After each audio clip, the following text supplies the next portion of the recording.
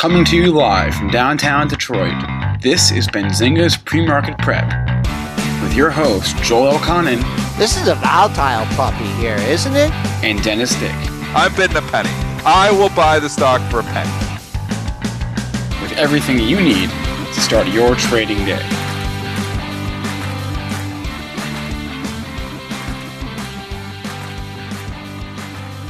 Good morning, everybody. Welcome to this Tuesday edition of Benzinga's PreMarket Prep. Spencer Israel, Joel Elconin, and Dennis Dick with you this morning. A lot to discuss. We have a new debt ceiling agreement. We have the IMF's World Economic Outlook today at 9 a.m. But we've also got earnings, some ratings, a new electric Ford F-150, and we're going to talk about iceberg orders after hours. So a lot to get to on today's show. Our guest at 8:15. When we're joined by Paul LaMonica, digital correspondent at CNN Business. In the meantime, Joel, what is the word here in the overnight session? Oh, we're up nicely. 8 3/4 handles at 29.97.75. Could barely get through that closing price of 29.89. Pre-market low 87.50. On the upside, folks, not much until you get up to Thursday's high at 3005.25. Crude in the red by 21 cents here at 56.01. Gold slipping a bit, down 3.5 at 14.2340. Silver continues to go up 3.4 cents, 16.44.5. And Bitcoin hanging out here at 10,000. Triple D, I am fired up today. I'm fired up too. Good night's sleep, man. After 3 days at a country music concert, one night of sleep, and I'm back. I'm raring to go. I will not be lagging on today's show. We haven't had a wager in a while, and I want to take 4,000 in the S&P, and I will give you 2,000. Holy cow, he's got bullish. He's gone bullish. Is this a top? Joel, we have finally turned him into an eternal bull. No. Well, eternal Dennis, me and Jeremy Newsom are rubbing off on you. We've been on the bull train here. What are you talking about? You're the one that's like, oh, I sold my stock the other day, and now I know you never sell. Don't sell. Stop selling. Stop selling. Stop buying. Was that you at Coca-Cola last night at 50? No, it's today, and no, it was not. It was not you? Where? Talk at to me. 52 bid in Coca-Cola. No. And this is what we're going to talk. So we're going to get right. So get your pencils out. I'm doing a little education here in the next 5 minutes because I've seen so many things go by my Twitter timeline. Bad advice from people that I'm seeing on my Twitter timeline. First, I'm going to talk about something I didn't see on my Twitter timeline, but just talking. Well, it's both applies. When you're in earnings season, what matters the most, honestly, is still the headline. I know people say don't trade the headlines. I make my living trading the headlines. So you can trade the headlines. Yes, there's more risk. Yes, there's whipsaws. Yes, if you're a newbie, watch and learn, but I still tell you that you can make money trading the headlines. But difficult to trade the headline numbers. So there is a point there. You're a longer-term investor. Maybe you're staying away from the headlines as long as you can. You're a short-term day trader. There's a lot of money to be made trading headlines. Don't believe it when somebody tells you can't make money trading the headlines. That being said, it is difficult to do. So look at a stock like Coke here today. So headline numbers come out. Cue Spencer Israel. Okay, 63 cents for 61 cents. Sales of 10 billion versus 9.84 billion. So a beat and a beat. Being a beat, pretty decent numbers. Automatically, I think it's getting a little bit of a lift. Okay, probably going to stall out where we had all this resistance up at 52.50, where we knew there was some size in the book before. You can see all the tops in June and July. If we do get a lift, probably going to stall out there. That's what I'm thinking off the hop. So I go short 52.30s. It's trade up there for like 10 minutes. I get short this morning in that area. Waiting, it's starting to stall out just like I thought, starting to stall out, and starts to come in. Gets down to 52. There's a buyer there for 100 shares showing. They hit it for 1,000. They hit it for another 1,000. They hit it for like 500, 100. Somebody comes in and hits it for 5,000. Doesn't move. Like, okay, big fish, not going to let the stock fall. That means cover your short. So I cover my short. I had to pay up a little bit, like 52.10, I think, is where I had to pay because I wanted to wait to see if the 52 could get taken out, which it could not. Should have went long, did not, but that buyer, that iceberg buyer. So first thing that mattered on this was the headline. The headline was a beat to bring it up to the price where you've got some technical resistance. Second thing that mattered was the iceberg order. That iceberg buyer would not let the stock go down. So then it starts to come up. Then it starts to go 52. And then it came up to like 52 and a quarter. They won't let it go down. So the iceberg buyer is stepping up. Now, if you look this morning, it's the same thing, 52.50. There's some 52.61 that was just trading there a couple minutes ago. Iceberg order, iceberg buyer will not let it go down. They're pumping the stock up. So, and they're doing it legally. They're just saying, I want to buy more. I want to buy more. But imagine, and you've laid out this scenario before too, Joel. Imagine you're a big institution and you've got like a $200, $300 million position in Coke. And the numbers are wishy-washy. Yeah, it's a beat, but you don't know. You say, hell, I'm not going to let it go down. I can hold the stock up for $500,000, or maybe I'm going to use $1 million to hold the stock up. That stuff happens, and they're just adding to their position. They're holding on. That stuff really does happen. So somebody would not let that go down this morning. Pre-market starts to go up. Now they start talking about it on the media. It's up 3%. Everybody's saying, oh, it's good numbers. Now you get real buyers coming in. Not that wasn't a real buyer, but it was the first buyer. So the first buyer, buying begets more buying. You see this stuff happen. So, and you've got to be able to read it. As small fish, we're as small fish as the little day traders. We got to trade inside of this information. The 52 buyer would not go away. Stepping up to 15 quarter, not going away. I'm like, he's trying to jack it. So the opportunity would have been to go long there, but definitely cover your short. So I covered my short at a good time because the stock is now trading 52.76. Real session starts, big money comes in, everything changes. But on the headlines, in the pre-market, in the after hours, the iceberg orders absolutely have a huge influence on the stock. And one buyer can push the stock higher. So that's my rant on headlines and icebergs. It took me 4 minutes here. That's not too bad. That's not too bad. Not too bad. What are your thoughts here, I Joel? just want to make you taught me this stuff that you've said. Watch for the big fish. Look out. Because one big fish comes in the market and they can really, push the price. And you've also said before, just imagine, it's scenario analysis. We don't really know. Yeah, at all. We don't really know if there's a huge buyer and he's got a big position. We're just saying stuff like this happens. Why not? Well, a couple things. Number one, it doesn't make a difference whether they're trying to go long or covering a short, right? Because the bid is there. But when you were talking there, and I think this was the big key, like you see the 100 there, right? And you said it got hit for 100 shares, yeah. And then it gets hit for 500, and then it gets hit for 1,000. So now you're thinking, okay, maybe the guy needs to buy 10, right? And he's going to get his 10, and he's going to be done. Yeah. But then you said someone came in with 5. Smacked him with 5,000. Big smack. Yeah, that's a bit. I mean, if you're smacking 5,000 in the pre-market or after hours, then you have an agenda. You want to get this guy out of there because if you could turn it and get it to go at least 52 offer, that it could give it all back. Right. But when someone comes in, when they hit it with 5, then that's this guy's too big. This guy's bigger than me. Then you would have waited for 10. They would have come with 10. I thought it could give it back. When the 52 buyer was there, I was playing it because I had short from 52, 25, 30 area. I thought if 52 goes, if the 52 goes, in all likelihood, we're going to go scratch. This thing's going to go and fall another 80 cents. 52 would not budge. And that's my sign to say, okay, cover, because this is going to turn around and go the other way. All right, trading at the highs of the session, 52.80. That is a new all by that iceberg buyer. That was the whole reason for this.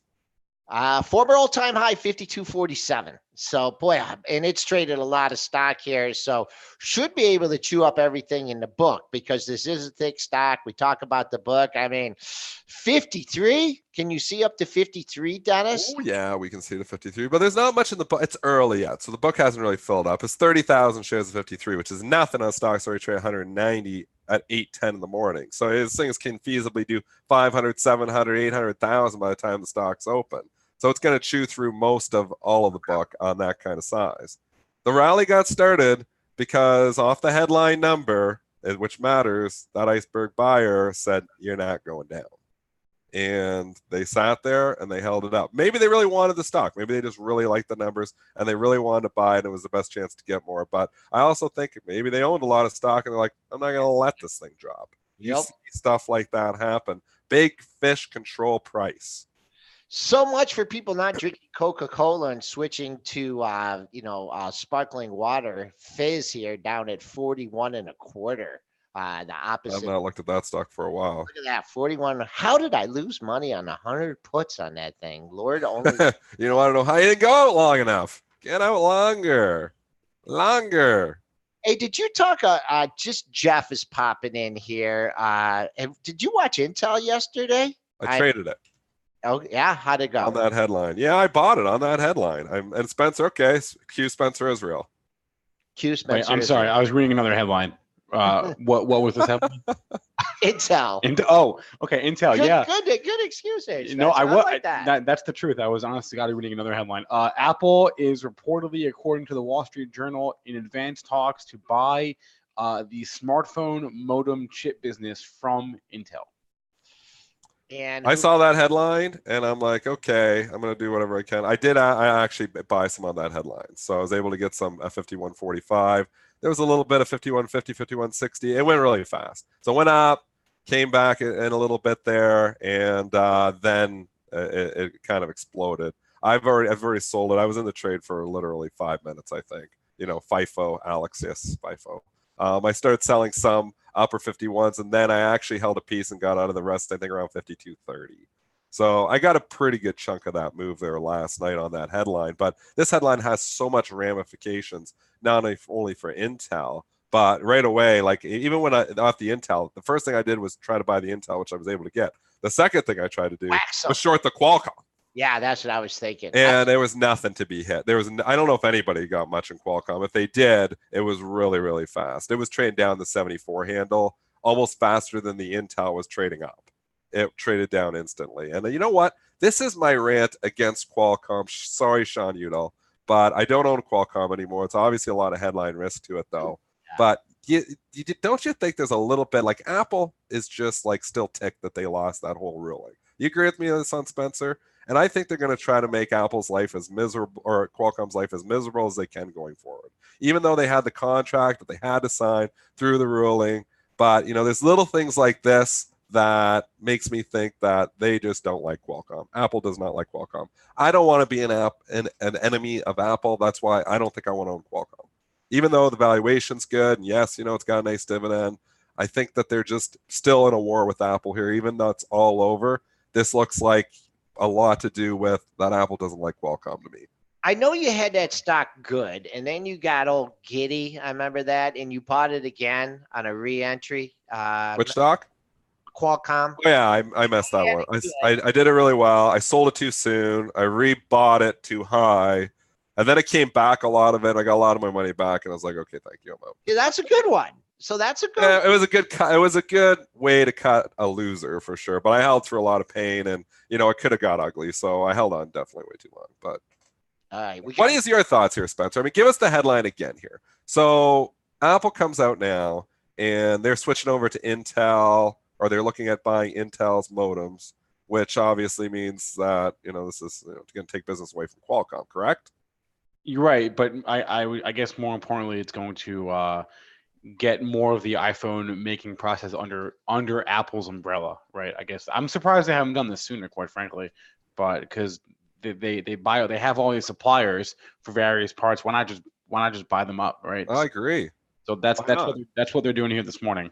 And last I checked, I guess I had thought that Apple and Qualcomm, like they had settled, right? They had come to a settlement. They had reached an agreement. So I guess I had thought that meant they were on better terms. I guess you're saying this is just not... I think Apple knew that they were going to lose, and they settled because they had to kind of settle. I mean, you kind of know which side you're on here. Qualcomm got that better deal there. We saw what the stock did on that settlement.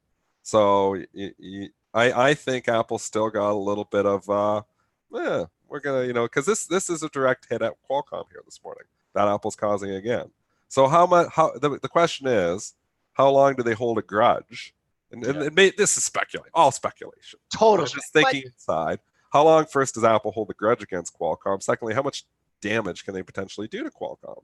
I mean, they've got this contract now from the settlement. How long is that contract for, though?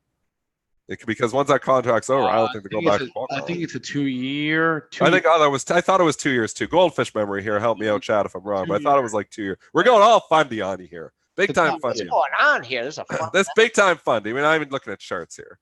But I'm just thinking, this is my thought process, is after that 2 years, if they're still holding a grudge, they're going to say, okay, middle finger to Qualcomm. We're doing it over here now. And that's not good news for Qualcomm long term. Okay. So anyways, that's my thought process here. That's why, you know what, even if Qualcomm pulls back here now, I don't know if I want to own it. All right, let's table the rest of this conversation. I want to grab our guest today, Paul and Monica, digital correspondent at TuneIn Business. We'll be right back in a moment here with. Dennis, get those icebergs out there again, okay? Wasn't me. We'll be right back here in a moment with Paul and Monica.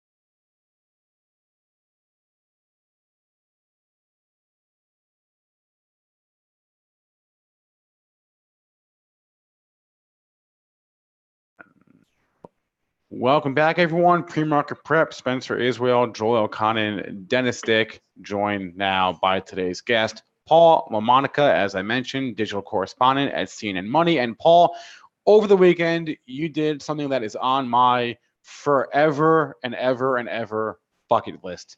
Tell the people what you did. Yep, went up to Cooperstown for Hall of Fame weekend. It was a lot of fun. Saw Mariano Rivera get inducted to the Hall of Fame. A lot of other people, Mike Messina, Lee Smith. It was a great weekend. I'm having not been to Cooperstown since I was like 12. It's God, I can't even. When I saw on Twitter you were there, I got so irrationally jealous. But in any case, I'm very sorry. This is not, you can go next year maybe for Jeter. Not a show. I have no idea what fan you are, who you're waiting for. I am a Yankees fan, so I won't have to wait too long. There you go. I'm kind of disappointed, Spencer. Why? You get Paul on, you talk about what he did over the weekend and how you want to do it, and I talk about going to a 3-day concert, and you don't want to do that, man. Where were you? Brooklyn, Michigan, Michigan International Speedway for faster horses. I was nice. I was a late substitute. My wife's friend, who is very nice and goes with her every year, had a family emergency, so I was the fill-in. But anyways, let's get to the markets here. Yeah, definitely. Are you just tired about writing the market going up every day, or do you try and find at least one or two stocks that are going down and write about that? No, not exactly. I mean, you got to follow the news, and obviously right now there is clearly some enthusiasm about the upcoming Fed meeting, whether or not they're going to cut rates by 1/4 of a point or 1/2 a point. I think there's hope maybe that the U.S.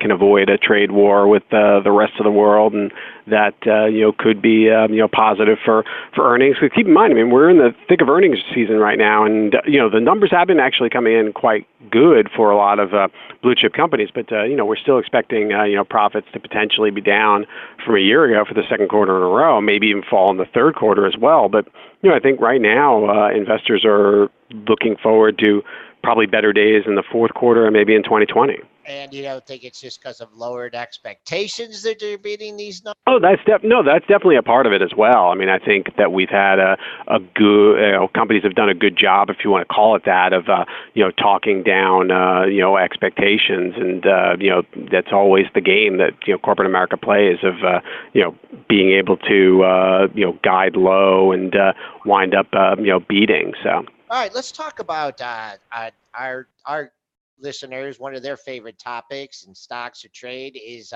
cannabis. Yes. Stocks, and there's a new ETF launching today, CNBS. I can't believe someone didn't take that sooner. There's a lot out there, a lot of ETFs out there, but there are some differences here with this one. Tell us what you found in your research. Yeah, what's interesting, I mean, you've got, 4 cannabis ETFs at this point that are trading, and, you could argue that maybe that's a, a couple too many, but there are some subtle differences. The one that just launched today from Amplify, and that one is going to be an actively managed one. If you've you ever watched CNBC, Tim Seymour, one of their guests, frequent guest hosts, he is the architect of this new ETF that came out, and he said that their fund is going to be looking at an active approach, changing holdings by the day if need be. It's not going to be a passive index approach, and right now, obviously, most of these ETFs own a very similar group of companies. I mean, you've got Canopy and Kronos and Aurora and Tilray are all kind of well-known ones, but some of the ETFs are avoiding the tobacco companies. Others are buying shares of them. So it's going to be interesting to see. I personally think that you might have maybe one too many cannabis ETFs out there right now, especially since we don't have cannabis legal on a federal basis in the U.S. just yet. I haven't looked at it, Paul, but I would assume that the CMBS, because it's active, would be more expensive and have I was just going to mention the same thing. Are you construing that as a negative? If you're doing more transactions on a basis that on a daily or weekly basis, is that going to drive up the cost of running the ETFs? Are you looking at it as a positive or a negative? I mean, I think it's positive that you obviously have to, weigh the higher potential expenses with the fact that an active approach obviously can help you maybe avoid some pitfalls if there is a company that, has a negative reaction to earnings. Being able to be more flexible, I think, is a good thing. But you are right. I mean, obviously, the virtue of the passive ETFs for many investors is the lower expenses and the lower turnover in general. What about overall? Just not talking about the ETFs or any of the individual stocks. I mean, a lot of times when you see a massive rally in something and then the air is let out of the bubble, it takes a long time for that bubble to be reinflated here. Just personally, I haven't done too much in this sector here. Are you looking as the overall, in 5-10 years, or is this still, is it going to move up to be a major sector, or what are your expectations for it? Yeah, I mean, I'm not so sure I'd go so far to say a major sector, but it clearly is a growing part of whatever you want to, however you want to kind of cleverly, dub this sector. I mean, I think you can probably lump it in with, with tobacco, with alcoholic beverages, with other, quote unquote, sin sort of or vice type of investments. I don't think that you're going to ever necessarily see the cannabis business be as big as the beer industry, for example. But obviously, it goes without saying that many of the consumer products companies, you just look at Constellation Brands, the owner of Corona, what they're doing with their big stake in Canopy. Even though they've had a bit of a hiccup there and some management turnover, obviously Constellation views that having cannabis as maybe a hedge against slowing growth in alcoholic beverages, could be interesting. All right, Paul. Early nominee for Stupid Stock Move of the Day has to be Realogy, RLGY. We have not yet covered it on the show today. They've struck a deal with Amazon where I guess Amazon will be referring people who look for real estate agents. It's up about 25%, it looks like. Realogy, and in return, they're going to get discounts on various Amazon products and devices. So this one is wild. Yeah, I mean, I'm not so sure just yet, what might be the stupid stock play off of this. Is it Realogy and the outsized move in their shares, or is it the expected drops that we're seeing pre-market with companies like Zillow and Redfin, and how it seems like the knee-jerk reaction is that whoever Amazon partners with, in this case Realogy, that means that other similar companies have to be losers. That might be a bit of an overreaction as well. I mean, if you believe that the housing market will remain healthy, maybe pick up some steam with the Fed likely to lower rates and what that'll do for mortgages, then presumably that should be good news for all of the digital companies that have a real estate play. Zillow and Redfin included, not just Realogy, even though they have that Amazon tie now.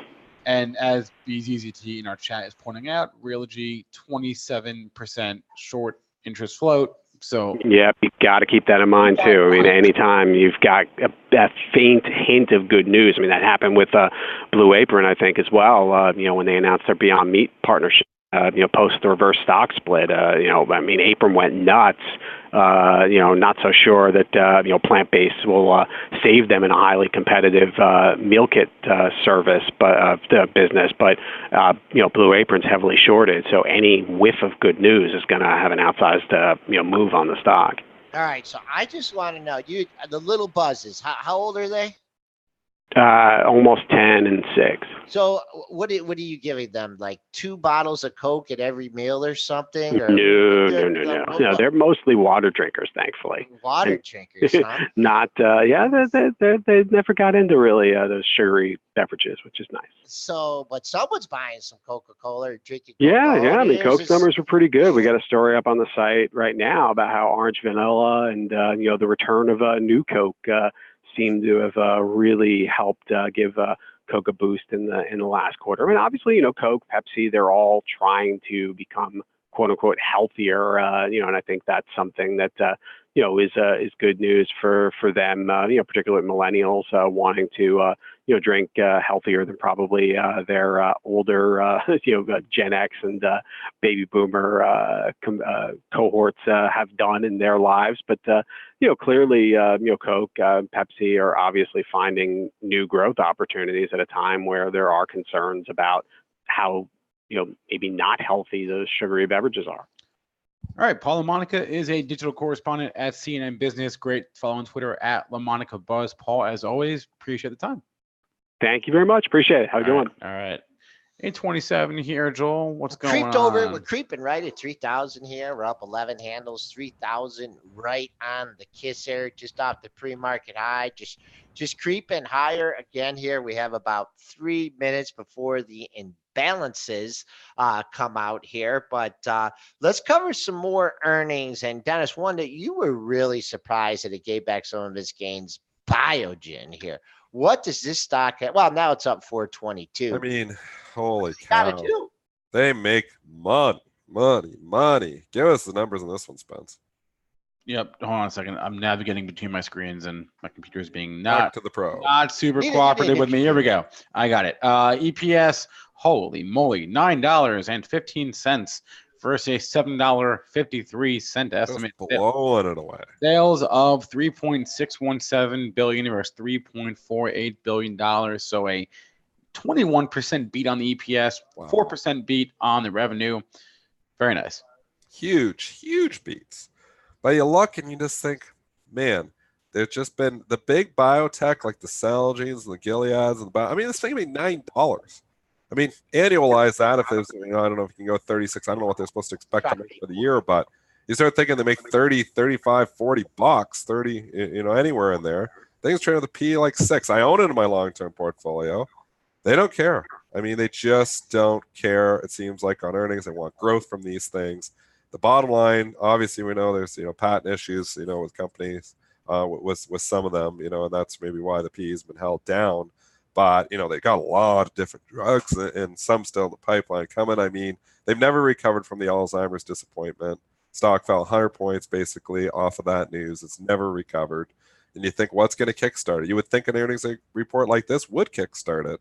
I mean, value, if you like value and you like cheap stocks on a multiple basis, this is cheap. I do like those kind of stocks. I do own it. But the market likes growth right now. They don't care about the bottom line. They care about the top line.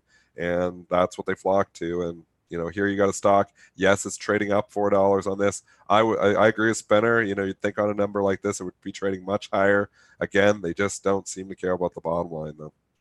Pull up the monthly on this one, Spencer, because I think that this is a good formation, just purely technical trading here. I mean, they made a lot of money, but you know, you had that really, really bad month earlier in the year, bottomed out at 219.20. Now you're back here, but for me, if I just draw a line like right across the highs after the debacle. And you're looking at 245.35 last month. You had another high at 244.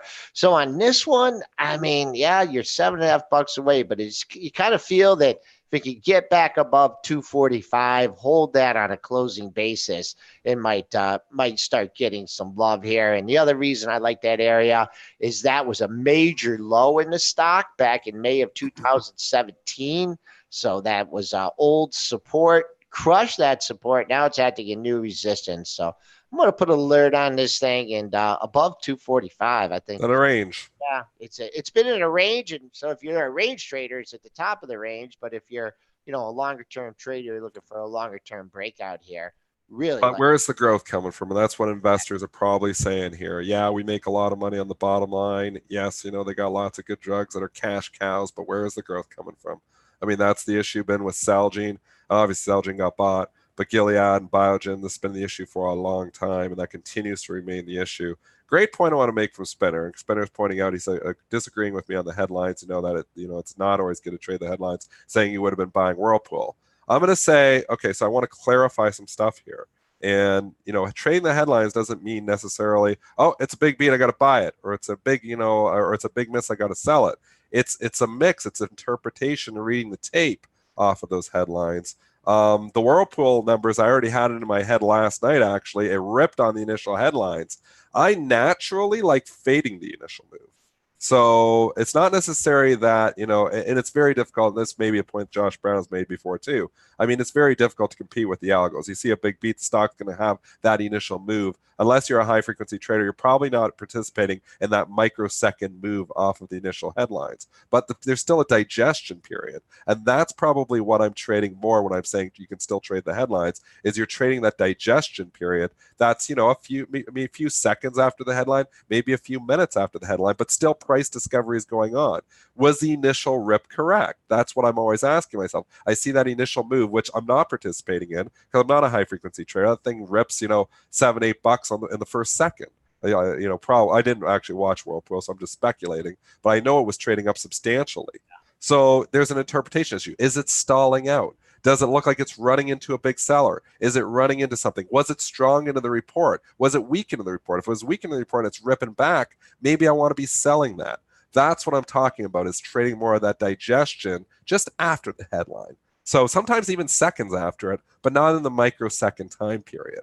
That's where, I'm calling myself more of a news interpreter, because you've got the algos that are all just trading the headline. They are trading, with a specific algorithmic formula that it's a big beat, I'm buying the stock, it's a big miss, I'm selling the stock, and that's it. And their trades are done. But now you have like this gap. They just all of a sudden moved out everything that's in the after hours book. Now you can sit here and say, okay, well, it's pretty clear in both directions. What's happening? Do I agree with the initial algorithmic move here? Does it look like it should have done that? What was the tape coming in? All those variables come into play to make me either come in as a buyer or a seller. Maybe I think it's going to be a gap and go. Maybe I think the algo didn't rip it enough. Maybe I think the algo is in the wrong direction. I want to fade the algorithmic move. So all of those variables come into play. This is not for a beginning trader. I've been trading 20 years. I've been trading headlines for 10.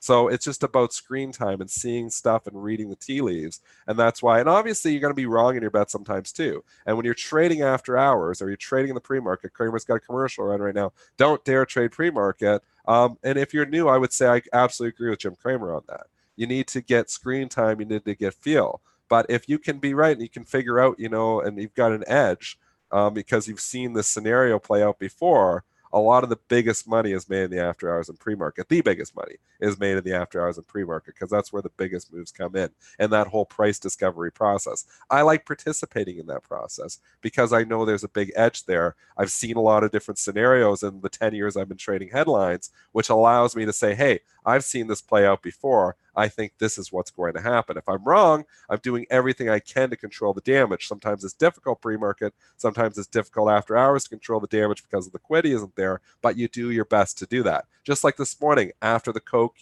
rips up on the headline, I'm looking and thinking fade. I'm thinking at 52.50, it's going to stall out. It actually had a bad day, going into the number for a couple of days. So I'm like, okay, the people who bought at 52.40, be happy to get their money back. They were. I was initially correct because it started to fade off. Then I ran into an iceberg buyer that was not going to allow the stock to go down. Identified that early, covered my short correctly at 52.10, which I would have been getting my face ripped off if I still held it right now. Wish I would have went long, did not anticipate this iceberg buyer stepping up. It's been stepping up the whole time we've been on the show. The iceberg buyer is still stepping up. I think it's 53.26 now. It literally just keeps popping the bid and it won't move. Or he's hiding there and you go to sell it. I actually tried to put a short on at 52.90. I got 52.91. You get price improvement on your short. It's a sign that you're on the wrong side of the trade. All that is screen time. All that plays into trading the headlines. There's a lot to it, but there's an edge there once you've got the screen time, So don't start, just, coming in here, I'm going to trade 1,000 shares on this headline number, and you've never traded pre-market or after hours before. Nibble around, play around, get a feel for it. Maybe you want to do 10 shares. You've got these Webull accounts and, Robinhood accounts that allow, to trade small size with zero commissions. Play around and learn, So anyways, that's my little rant. And there's obviously some money to be made, but it's more money to be made in that digestion period right after the headline number. And I just want to clarify one thing, and correct me if I'm wrong. I mean, like a stock like Whirlpool, okay, a thin stock, $160 stock or $150, whatever it's trading at now. Not a lot of action during the day, probably even thinner in the pre-market. I mean, those aren't really your stable stock. I mean, for you, it's a harder one to play. Exactly. I mean, it's going to be thinner. If you look at like your entire trading career and you look at the stocks and I'm not talking long-term investing, but I bet you a good chunk of your money has been made at stocks from, let's say, 20 to 70, or, where there's good, your Coke, your Johnson & Johnson's, liquidity. So if you're wrong on that 52.91, I get out.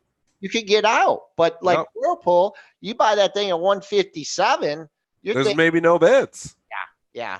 I'm looking, and I'm not just throwing out. I'm not going to be like the first person out there. Great point you're making here, Joel. If I'm short in Whirlpool, I'm not going to be short with no offers out there. Say, okay, there's no offers. Best offers up at 167, but I think it's going back down to short 157.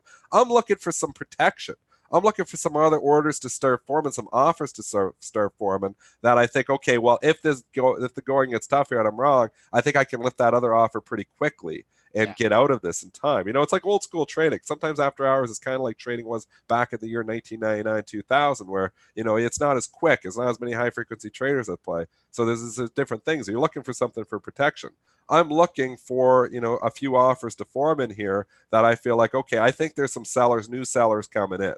Because that's one thing too with the earnings. You've got the book that's laid out there. These are the passive buyers and sellers. That all gets scooped up. That's all gone. It's all mispriced for the new market information. As more orders come in, I'm more interested in the new order. Like a 5,000 share order that's just sitting on the offer means nothing if it was there prior to the news. It's old news. It's not priced in. It was somebody that just wants out. It's a passive order, not active to the market how it is right now. But after the information comes in and a new 5,000 share seller comes in, that's somebody that's informed, that's possibly processed. They're processing in their minds the new information of the new report, and that might be an active order that maybe somebody really wants to get out. So it all matters, on how that so all 5,000 share orders aren't the same. The ones that were there before are old news. The ones that are coming in after the report are on new news. Those are more informed. Those might be, have a better guess as to which way the direction of the stock is going to head. A couple things here. East Coast Nomad, are icebergs rare? No, not at all. Yeah. They're all over the place. They were rare back in the year 1999 when institutions just showed their hand. But, you can address this too, Joel. I mean, they're all over the place, especially after hours pre-market. You're not going to have institution coming in showing you 25,000 to buy because the thing's going to rip in their face when they jump in without order. They got 25,000 to buy. They're going to show 100. Show me as a little fish so I don't scare the price away. Maybe in Coca-Cola's case, it was just somebody that really liked the report. And they're like, I want to buy this. I'm going to show us a little fish because I want to buy some. I want to get some of this. And people, smaller traders might hit me. You come in with 25,000 or 50,000 shares to buy, price starts popping. That's what it does, because everybody's like, oh, it's a big fish. Buy the offer, lift the offer. So, it matters. Icebergs are all over the place. So all an iceberg order is, if you're not following us along, is an order that's not showing its entire size. So, for instance, right now in Coke, and you can see it's 53.10, but they keep refreshing. They're lifting offers. Lots going on in Coke here now. And a lot of other traders in there now, too. It's not that first trader, when it was digestion period, everybody's scared to trade it. There's lots going on in there now. But it's showing you like 100 shares off and on the bid, and it's really like 10,000 on the bid or 5,000 or maybe only 1,000 on the bid. I can send an iceberg order. You can send a show 100 and it's 1,000. Everybody has, most retail brokers even have the capabilities to do that. So it's a way to not show your whole hand. Someone also mentioned here that that their platform does not allow them to send market orders in the pre-market after hours. And I'd say, well, there's no platform that allows you to send a market order. Yeah, no firm. There's no market orders after hours of pre-market. Well, yeah. I mean, you be firm with your price here. And then just the other thing, I mean, since we're talking about iceberg orders and order book and institutional selling, it doesn't always pan out immediately. And I just want to go back to Johnson & Johnson here. Remember that, like, going through 140, there was like a ton at 140. There was a ton at 140 and a half. There was a ton at 141. And, when the thing went to 142, 143, they're looking like, oh, what bad sales by those major players, major orders. Now, I mean, they had no idea what the talcum powder news is. They were just whatever their trading system, whatever their analysis was. Now those institutional sells at 140 and Johnson & Johnson are looking pretty darn good here. Yeah, you're saying the big orders or the iceberg orders are the more informed orders in the longer run, that they sometimes, have a better feel for where price is heading. All right. We've neglected Spencer here, and he wants to give us some more earnings. No. I actually wanted to go back to this Realogy thing because this is super interesting to me. So this plays into my theory that one day soon we're going to have Google subdivisions and Apple subdivisions and Amazon subdivisions, and you're going to move into a subdivision that essentially is run by a big tech company. Whew. And this is Amazon sort of making the first step towards that with this deal today. And as we mentioned, Realogy up a lot, Zillow, Redfin down today. So I want good point. Yeah. And Paul mentioned that. So I want to talk about the trading around these three names. I think I agree with Paul. Typically what we've seen, and Joel, you can pipe in here too on this, but I feel like, maybe it's a selective perception, but I feel like when stocks get Amazoned, which is basically what Redfin and Zillow is happening to them today, usually when you look at them a month or two later, usually they come back. Other things being equal, we have earnings reports and everything. But usually when the dust settles, like I think about the Costco. The best buying opportunity in Costco was when Amazon bought Whole Foods. Yep. The best buying opportunity at Walmart was when Amazon bought Whole Foods. Those stocks got hit hard those days. Target too. And look at them all now. They're all back. They all figured out, it's a different story because these are big companies that maybe figure it out. But I mean, this move to Costco when it got down there, when was it? Like down to, I think it was like 2 years ago, actually. Yeah, it was actually in 2017. Yeah, 2017. But you know what I'm talking about. I mean, that Costco got hit like 20 points that day. And it got down to like 155 or something, or 160. I mean, the stock's doubled from there.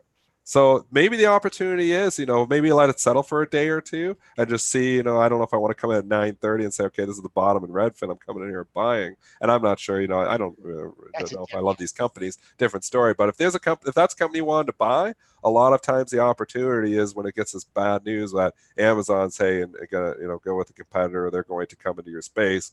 It seems like they come back. So is the like Google and Apple neighborhoods, is that going to be before or after like everyone else, driverless cars? What? I don't know. I think probably after. But I think that might take a few years. It'll take a while for driverless cars to really gain traction. They exist today, right? But no one really has them. So it might take a while for that to get going. But this is like 10, 20 years out. I suspect you're going to move into a Google neighborhood. You're going to move into an Amazon neighborhood. and it's all on all the tech and all the smart houses and all the smart appliances and your smart driveways and your smart flowers are going to be. What's a smart driveway? I don't even know yet. I like this idea though. It hasn't been invented, but it will. We're gonna invent something right now live on PreMarket Prep. A smart driveway. It hasn't been invented like yet. It shovels itself in the winter. Sure, and the shovels just come out of the ground and they shovel, so you don't even have to. Melts the snow. It melts the snow. It melts the snow. The smart, it melts the snow. It's a smart driveway. Genius. Let's stop the show and go create the smart driveway right now. Yeah. No melting driveway. We got the in-heat. It can be really expensive though. Yeah. I'm going to move into a Beyond. Those heat coils cost a lot of money. A Beyond Meat neighborhood, and that's where everybody. But we'll go to that side. But I just talking about crazy, predictions and stories and stuff. I heard when I was at lunch before the concert on Sunday. We were sitting next to a table, and I heard this guy talking about Tesla. And he said, yeah, Tesla's coming out. They're going to have these cars, and you could basically buy your car and rent it out. Okay. Yeah. And you could go to work and rent it out. So he said that he goes, I think it's worth it that if you go out and buy like 3 Teslas, and then I'm like, oh, give me a bid in the stock to hit right now. But he's like, yeah, you buy 3 Teslas, you could probably pay for them within a year, renting them out. And I'm like, yeah, there's going to be burns in the seats, and there's going to be. Well, this is a car rental company. Yeah, I don't know. Yeah. This is just a car rental company. This was invented back in probably 1920. Yeah, that was. Congratulations, you have invented Hertz. Great job. You have invented Hertz. When was Hertz invented? He was a little late to that party. Yeah, I don't know. Okay, there was a lot of other earnings that we haven't even gotten to today. Some Dow components. We talked about a few of them. Travelers, Hasbro, Harley Davidson, UTX. Any names? They all strike my fancy. What about the toy maker? What's it do? Hasbro. Yeah, they beat. Let's pull the HAS numbers up. Q2 adjusted EPS 78 cents versus a 50-cent estimate. Sales of $984 versus $956 million. So a beat for Hasbro. How is Hasbro so much better than Mattel? Because they have the deals with like Disney. Yeah. Is that what it is? It's all Disney power? They have the Disney deals. They get what? Merchandise. This Disney stock we own, Spencer, I'm going to buy more, I think. There is, and this is the tangent. Look at the power. I think you're exactly right. I think Hasbro, the deals with Disney is so powerful. This streaming service that Disney's going to offer is going to inflate the price, in my opinion. I think Disney's going to 200. There's a Morgan Stanley article out from this morning, or a piece on Disney, and they're giving the road to doubling Disney's earnings by 2024. They're saying Disney, which makes like $5.56 a share right now, can make $11 to $12 by 2024. They're citing the streaming service as one of the main catalysts. And I didn't read the whole piece. I just read, the bits. I just read those like highlights from it. But I'll tell you, man, I agree with that. I mean, you think about Netflix and how much the valuation. Disney's going to come out with this, maybe it's not going to have as much content, but they're going to have good content because Disney produces good content. And even that Lion King movie, the reviews were terrible. Look how much money that thing made. I mean, Disney is a powerhouse in building content. Disney's got that. They got the parks. I mean, yes, it's trading, 20 times or 25 times earnings here right now. But if they start growing to 10, 11 bucks, that thing starts trading, starts looking way more attractive down in that kind of multiple. And if they have that driver where people like, the streaming service, it could be a catalyst that kickstarts the stock to 200. I'm in it long term. I bought some at 130 and change. Obviously, wish I would have bought it cheaper than that, but I bought that little pullback. It's a little pullback, $3-4 here right now. I feel like I want to add to this. I never add to winners. I never add to losers. Never add to winners. I feel like I want to almost average up here on Disney. What are your thoughts? You gonna buy more with me? Did you know that Disney has had the top grossing movie every year since 2012? They have been the top grossing studio since 2016, and it's really not rocket science as to why. They bought, over the past 20 years, they've bought Pixar, they bought Marvel, and they bought Star Wars. They've paid $4 billion for the Star Wars franchise. Is that not a steal? They paid $4 billion for Marvel as well, and they paid $7.5 billion for Pixar. So I mean, I just think about the Star Wars and how hardcore the fans are. You know, they're building a Star Wars world or whatever, or if they already have, if I don't know if it's open yet, but it's supposed to open. I mean, the money that they can make from that, they paid $4 billion. Like, it seems so cheap. That's one of the best movies ever. It's got the cult following. I love it. I'm not even on the. I mean, the movies are just incredible. That's just a steal of a price. They have so much awesome, and then the content that they're going to have, be able to produce, and that they have to give onto the streaming service. I mean, I look at all these shows that my kids watch, and they put on a Disney movie. Like, you watch something like Moana, you know, and obviously I'm watching more kids movies now that I have kids. You know, that maybe I didn't appreciate before. Moana. I mean, you watch that thing and it's making the adult laugh. Have you seen Moana, Joel? Probably not, because you know the young kids. Mulan? No. Are you thinking of Mulan? Moana. It's Moana. It's like a 10-year-old movie. Okay, I'm sorry. It's awesome. You know, for my kids sit there and they're just in awe. And you look at this and you compare it to like the other, you know, some other movies that are like, this just top notch. The singing, the everything, the graphics, just the storyline. It's a top-notch movie. You don't even hear about that one. I mean, they just produce awesome content. So if they paid, I'm a fan. I'm a fan of the stock, and it's an average size position in my portfolio. I almost want it to be the biggest position in my portfolio. I like Disney that much. They paid $4 billion for Marvel, and one of those movies has made $1.5 billion. They're awesome by itself. They just got it going on. You go to those parks, you can't even move. They're so busy. I mean, that's the cash cow that drives everything else as well. You think those Disney parks are going away? No, hell no. You know, for when you're a little kid, by the time you're 3 or 4 years old, that's, you know, it's amazing, you know, that they've already, and it's not like I'm promoting Disney to my kids, but they naturally gravitate to stuff. Like, they watch a little bit of TV, get a little bit of a glimpse. I took them to Disney World, and, you know, the 4-year-old, and they're in awe of it. And I was too. I can remember going to Disney World as a kid and, you know, being 5 or 6 years old when you can remember back. And it's incredible. The stuff that they do is always top notch. I had a friend that worked at Disney World, and he's like, did you know at the parks, they repaint every single thing every single year because the Magic Kingdom, it has to be magical. Everything looks awesome. They repaint everything in the whole entire park every year. Everything gets repainted. It probably doesn't need it, but we just throw it on the point of code on that because we want it to look perfect. I'm running down Go Long Orlando area painting companies, but but wait, I want to say one more thing. Williams. Yeah, one Disney more is keeping you in business. One more thing, and then we'll move on from this. No, I got 2 things on Disney. Okay, but Dennis, if you had to guess, what percentage of market share of the overall box office revenue in 2019 belongs to Disney? Do you know? You're gonna make me more bullish, aren't you? What is it? 29%. They like have 20. This from Disney. 29% of the overall. They own a third of the box office revenue. They own a third of it.